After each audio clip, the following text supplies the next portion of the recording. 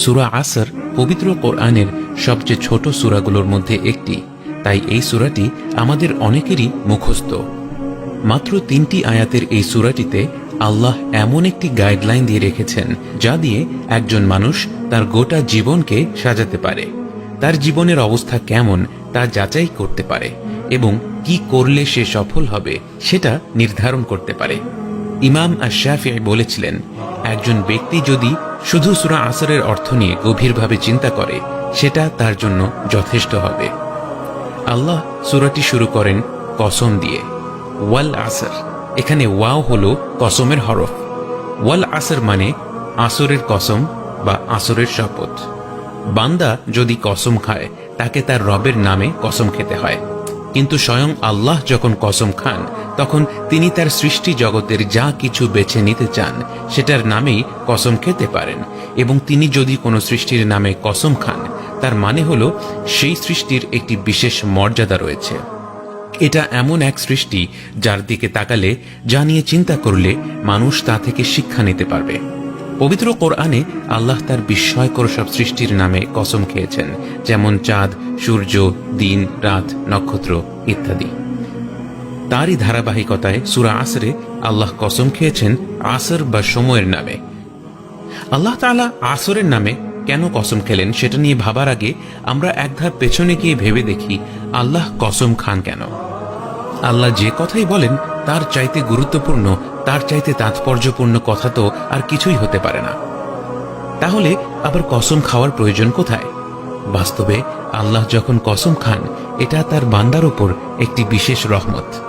মানুষের প্রকৃতিই হলো ভুলে যাওয়া, খামখেয়ালি হয়ে যাওয়া। আল্লাহ যখন তার কোনো কথায় বিশেষ জোর দেন, সেই জোর দেওয়ার মাধ্যমে তিনি যেন মানব জাতিকে বলছেন, এই কথাটা বিশেষভাবে গুরুত্বপূর্ণ, কথাটা মন দিয়ে শোনো। ক্লাসের শিক্ষক যখন টেবিলে কয়েকবার বাড়ি দিয়ে শিক্ষার্থীদের মনোযোগ আকর্ষণ করে কোনো কথা বলেন, কোর্টে বিচারক যখন অর্ডার অর্ডার বলে সবাইকে শান্ত করে কোনো কথা বলেন, তখন সে কথার প্রতি শ্রোতার একটি বিশেষ মনোযোগ থাকে। সূরা আসরের প্রথম 2 আয়াত ওয়াল আসরি ইন্নাল ইনসানা লাফি খুসর, এই 2 আয়াত মিলে একটি বাক্য হয়। এই বাক্যে আল্লাহ 4টি বিশেষ জোর দিয়েছেন, যাকে বলা হয় এমফাসিস বা তাকিদ। প্রথমত আল্লাহ তাআলা শপথ নেয়ার মাধ্যমে তার বক্তব্যে জোর দিয়েছেন। এরপর তিনি ইন্না শব্দটি ব্যবহার করেছেন, যার মানে নিশ্চয়ই বা অবশ্যই। ইন্নাল ইনসানা মানে নিশ্চয়ই মানুষ, অর্থাৎ আল্লাহ মানুষকে নিয়ে একটি বক্তব্য দিতে যাচ্ছেন যে ব্যাপারে একেবারেই কোনো সন্দেহ থাকতে পারে না। এরপর তিনি বলেছেন লা, যা আরবিতে লামুত তাকিদ বলা হয়, অর্থাৎ এমফাসিস বা জোর দেয়ার লাম। লক্ষ্য রাখা ভালো, এই লা হচ্ছে লা থেকে ভিন্ন।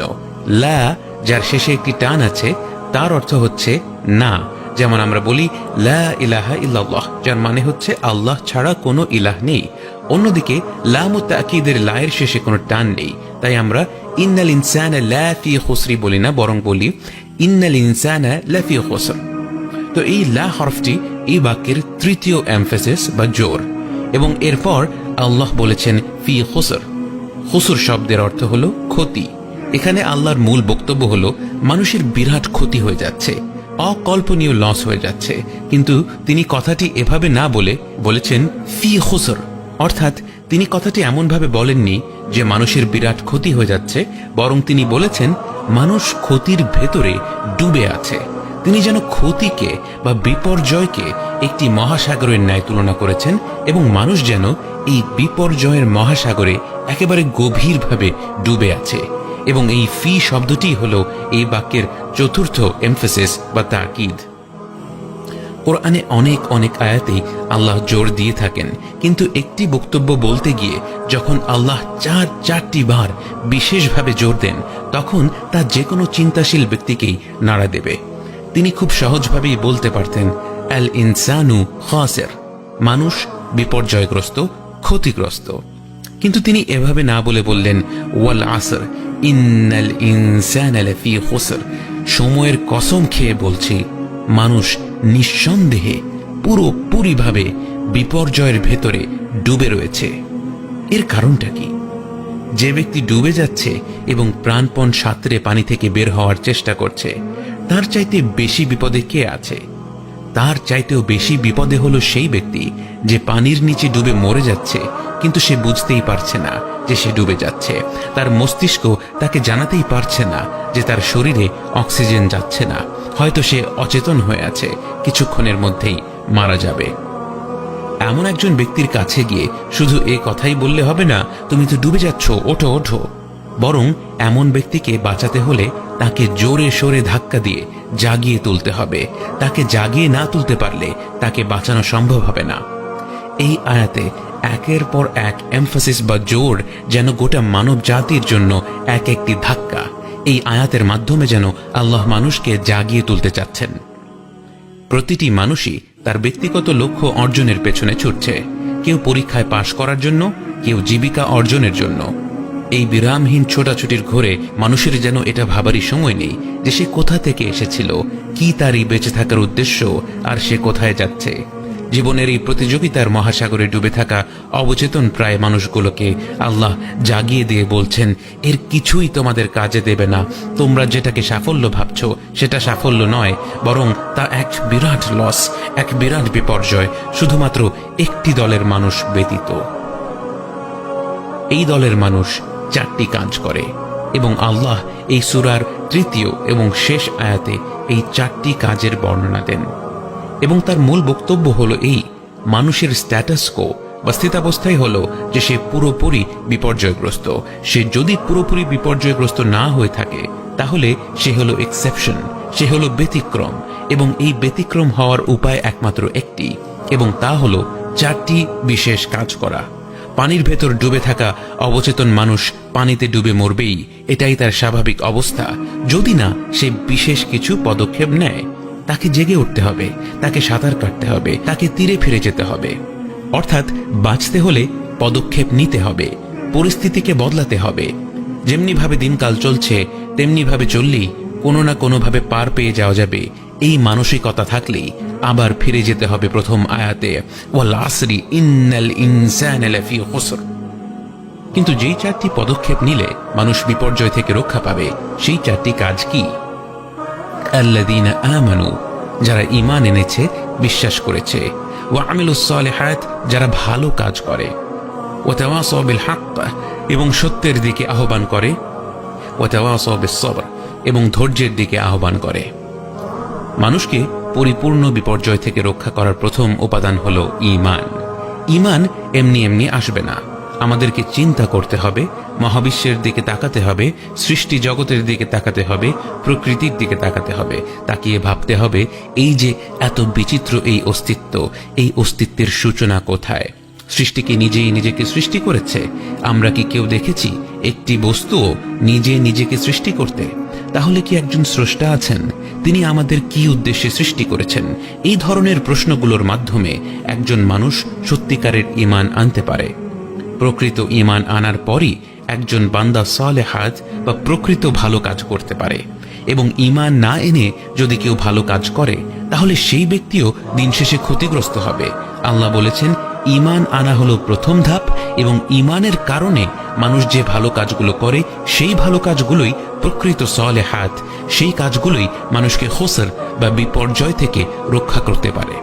অর্থাৎ যে বাবা দিনরাত পরিশ্রম করছে পরিবারের খরচটুকু মেটানোর জন্য, সে যদি এ কারণে পরিশ্রম করে যে তার রব তাকে এই দায়িত্ব দিয়েছেন, বাসে ঝুলে ঘামে ভেজা শার্ট গায়ে দিয়ে মানুষের গালমন্দ খেয়ে নিজের জন্য শখ করে একজোড়া জুতো কেনার আগে 3 বার ভেবে সে যে অক্লান্ত পরিশ্রম করে, তা যদি তার রবকে খুশি করার জন্য হয় তাহলে সে প্রকৃত ভালো কাজ করতে সক্ষম হয়েছে। কিন্তু যদি তার পরিশ্রমের গোড়ায় ঈমানের আলো না থাকে তাহলে তার এই আপাত দৃষ্টিতে ভালো কাজগুলো তাকে বিপর্যয়ের দিকে ঠেলে দেবে। এবং মানুষকে শুধু ঈমান এনে ভালো কাজ করলেই হবে না, তাকে চিরন্তন সত্যের পথে মানুষকে ডাকতে হবে। তাকে শুরু করতে হবে তার পরিবার পরিজনদের দিয়ে। এর মানে এই নয় যে সে তার কাছের মানুষদের কাছে গিয়ে বলতে থাকবে, এই শোনো, তুমি কিন্তু একেবারে বিপর্যয়গ্রস্ত। কি বিশ্বাস হয় না? সূরা আসরটা একবার খুলে দেখো, ব্যাপারটা পরিষ্কার হয়ে যাবে। বরং সত্যের পথে আহ্বান করা মানে অন্তরের গভীরে এই আশা করা যে আপনার এই প্রিয় মানুষটি যেন আল্লাহর রহমত পেয়ে যায়। আপনি যদি মনে করেন আমার কাজ শুধুমাত্র হাদিসটি শুনিয়ে দেয়া, তাকে জাহান্নামের ব্যাপারে দুটো কথা শুনিয়ে দিই, আমার দায়িত্ব পালন হয়ে গেল, এখন সে আমার কথার কারণে যদি আল্লাহর দিন থেকে আরো বেশি দূরে সরে যায় সেটা তার সমস্যা, এমনটা ভাবলে হবে না।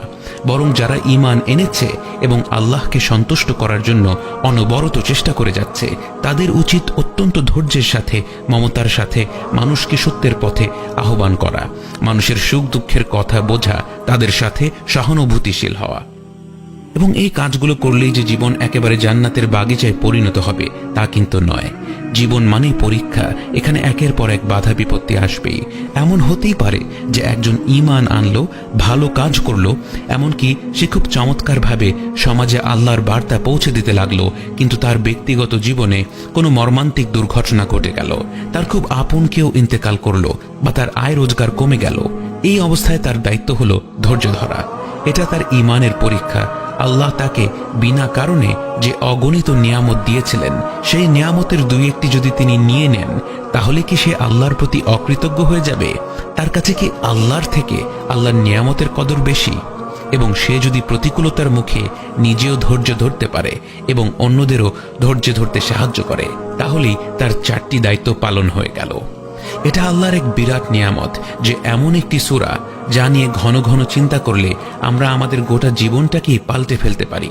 আল্লাহ এরকম একটি বার্তা ছোট্ট 3টি আয়াতের মাধ্যমে আমাদের কাছে পৌঁছে দিয়েছেন। সূরাটি এতটাই সহজ যে একটি শিশুও তা মুখস্থ করতে পারে, অথচ এর বক্তব্যটি এতটাই গভীর যে বিশ্বের সবচেয়ে বিজ্ঞ মুফাসসিরগণও এর ব্যাখ্যা দিতে গিয়ে পৃষ্ঠার পর পৃষ্ঠা লিখে গিয়েছেন।